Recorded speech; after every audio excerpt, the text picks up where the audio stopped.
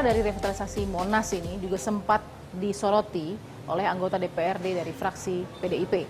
Kita lihat bagaimana Ketua DPRD sendiri juga sempat melakukan pengawasan dan melihat secara langsung bagaimana proyek ini berjalan. Seperti apa tanggapan mereka setelah melihat dan akhirnya proyek ini pun harus berhenti sementara? Kita tanyakan.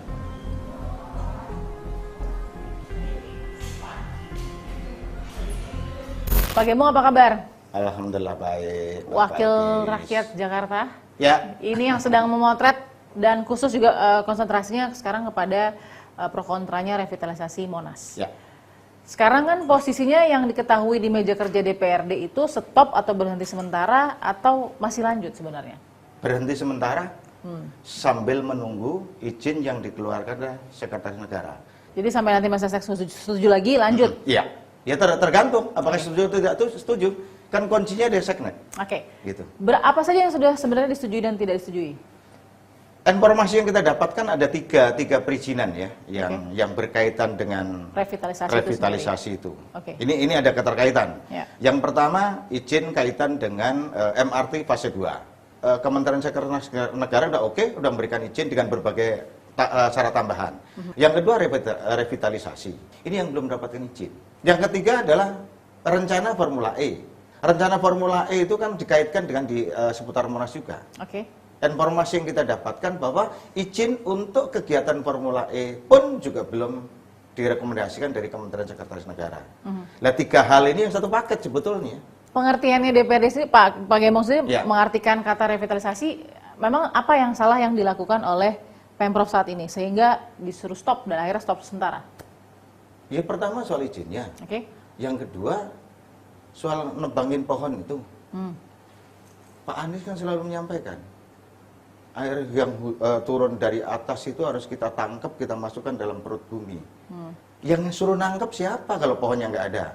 Bahasa Gitu revitalisasi yang dikatakan oleh Pemprov dalam hal ini Pak Anies untuk kemudian memindahkan pohon-pohon yang diambil atau tebang atau pindahkan itu masuk nggak? Enggak. Ke pengertiannya DPRD? Jangan bohongin rakyat. Rakyat Jakarta kan udah cerdas kok. Mbak Balkis bisa bayangkan memindahkan pohon sebesar itu di tempat lain memungkinkan nggak? Jadi saya ini orang kampung ya, saya orang kampung yang tahu pohon. Pohon tuh pakai akar tunjang. Nggak mungkin tuh bisa dipindahkan ke pohon sebesar itu. sudah lihat bagaimana hasil kalau sayembaranya dijalankan, yaitu justru ruang hijaunya jadi 64%. Kemarin sudah dipaparkan. Sempat diperlihatkan? Ya, diperlihatkan Pak Kepala Dinas Cipta Karya. Diperlihatkan. Jadi memang konsep yang ingin dikedepankan oleh Pemprov ketika merevitalisasi adalah bagaimana menambah ruang terbuka hijau.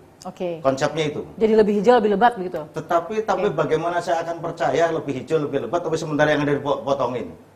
Itu jadi tanda tanya kan di situ. Memulainya itu yang salah. Karena itu pohon yang di situ pohon-pohon sehat kok. Kita lihat kok. Pak Gembong tadi beberapa kali sebut soal bagaimana Mensesnek ini kan jadi poin penting ya untuk proyek ini jalan terus gitu. Nah, ketika kemudian sayembara Labuan Nusantara menang dan menjadi acuan bagi bagaimana kemudian side plan di kemudian hari yang terjadi saat ini di awal, di situ ada pihak dari Sesnek tahu ada soal sayembara itu, tahu ada side plan Labuan Nusantara sebagai pemenang. Menurut Bapak, apa yang terjadi ketika Sesnek pun mengetahui ada sayembara itu? Pemenangnya pun beliau tahu kan? Sesnek tahu. Betul.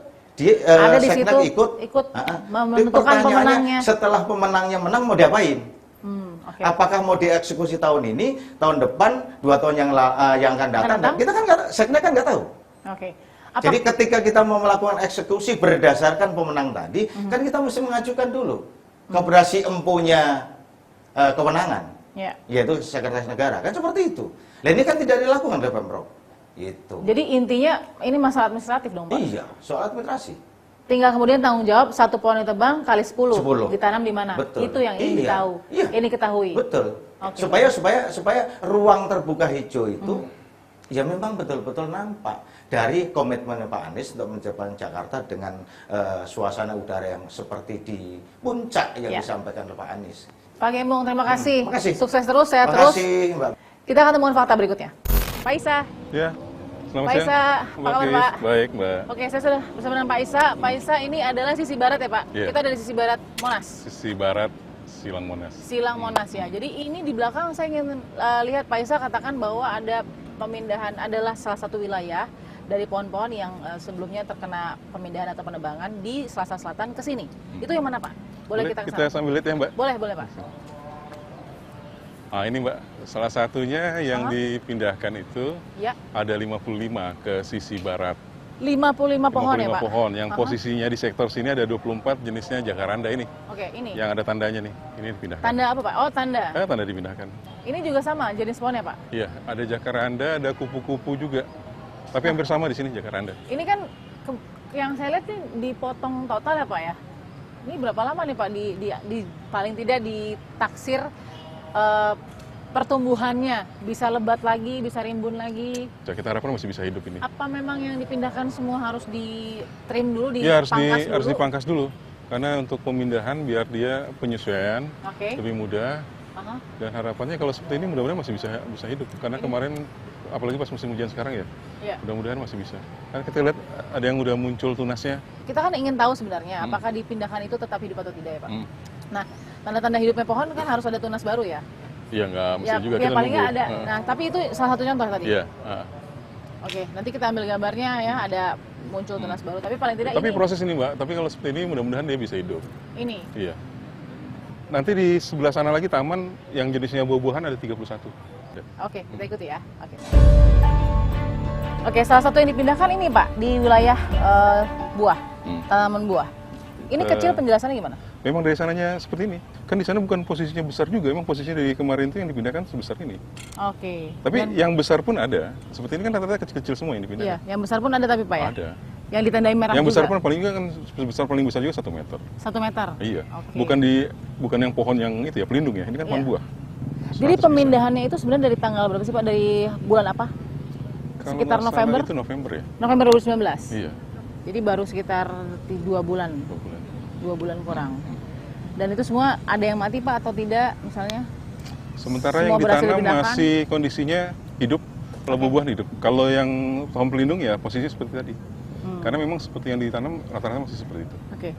Terima kasih ya Pak Isa sudah memberikan waktunya juga tadi. Kita akan lihat seperti apa nanti proses yang sebenarnya mungkin masih agak sedikit panjang karena ada beberapa persetujuan juga yang dimintakan terhadap proyek revitalisasi Monas khususnya di Selatan Selatan. Kita akan temukan fakta berikutnya.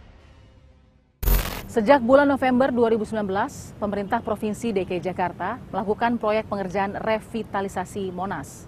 Namun ketika bagian selatan dari Silang Monas yang sedang dikerjakan hampir rampung sedikit lagi, justru protes bermunculan dari berbagai pihak. Pembangunan revitalisasi Monas dianggap menyalahi aturan. Seperti apa sebenarnya fakta di balik proyek senilai 71,4 miliar rupiah tersebut? Saksikan dalam episode Fakta kali ini bersama saya, Balkis Manisang. Ya, saya sudah sampai di Selatan Monas. Di sini adalah selasar Selatan Monas yang saat ini pengerjaan proyek revitalisasinya di stop sementara karena dianggap tidak memenuhi persetujuan dari Komisi Pengarah. Nah, seperti apa sebenarnya proyek yang di stop sementara ini yang kemudian menjadi pro dan kontra dan polemik di masyarakat?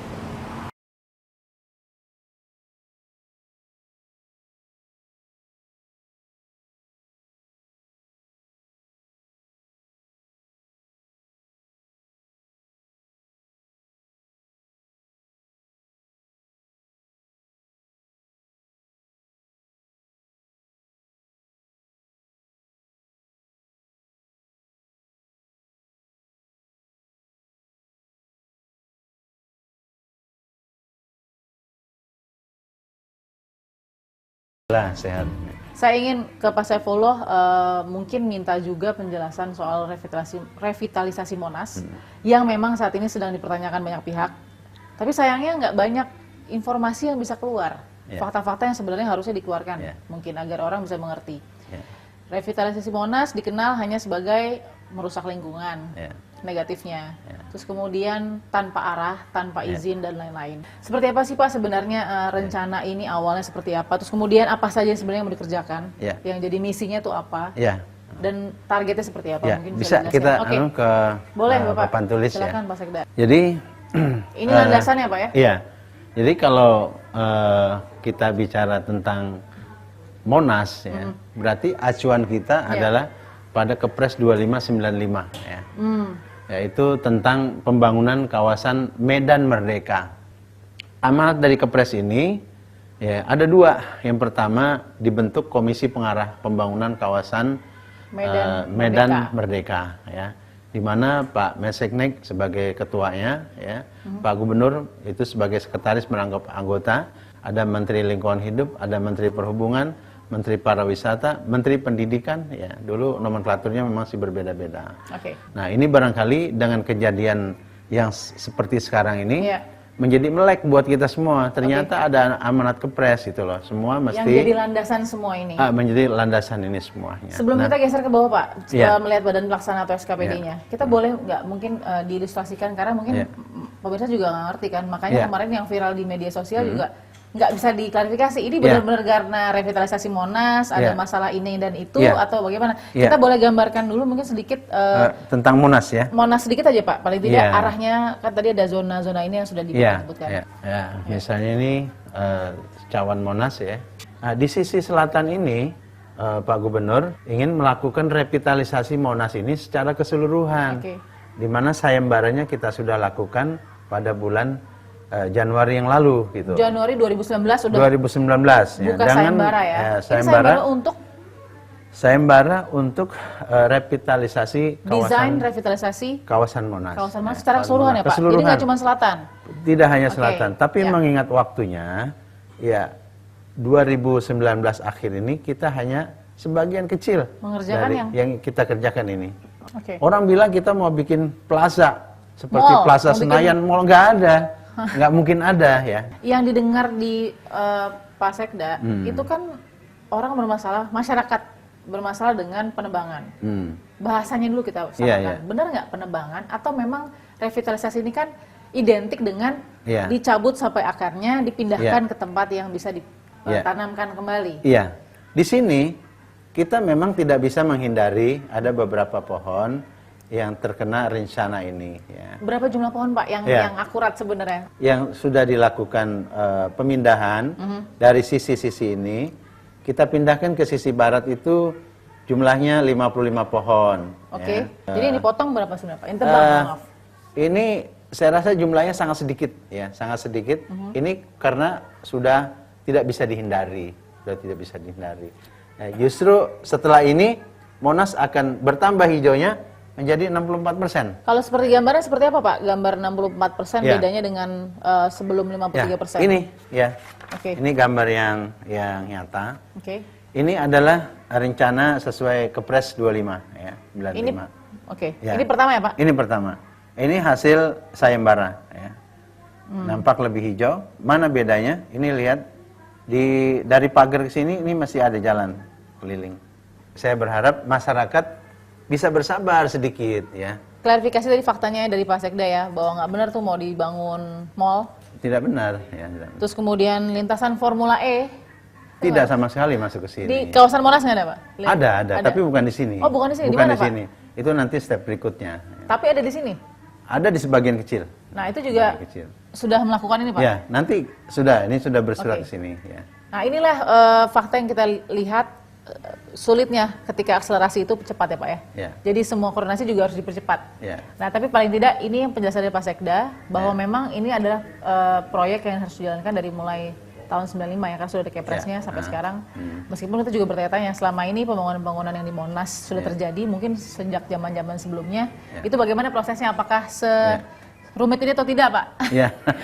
Serumit ini tidak boleh. Harusnya makin modern pemerintahan, makin sederhana. Tapi landasan Pak Sekda tadi selama semua disetujui dan berpendapat apapun yang diceritakan untuk revitalisasi Monas dijalankan. Tapi kalau tidak setujui, stop. Orang sudah berjalan kok ya. Tinggal ketuk palu berapa paling 5 cm angkat palu jatuhkan lagi udah beres itu. Baik, Pak Sekda Pak Saifullah, terima kasih Pak. Selamat bekerja kembali, mudah-mudahan masalah komunikasinya bisa dilakukan dengan lebih baik lagi dan ini kita lihat jadi satu boost juga untuk pemerintah tentunya. Ya memang tidak mudah dalam pembangunan, tapi itulah yang diikhtiarkan ya Pak ya. Kita temukan fakta berikutnya.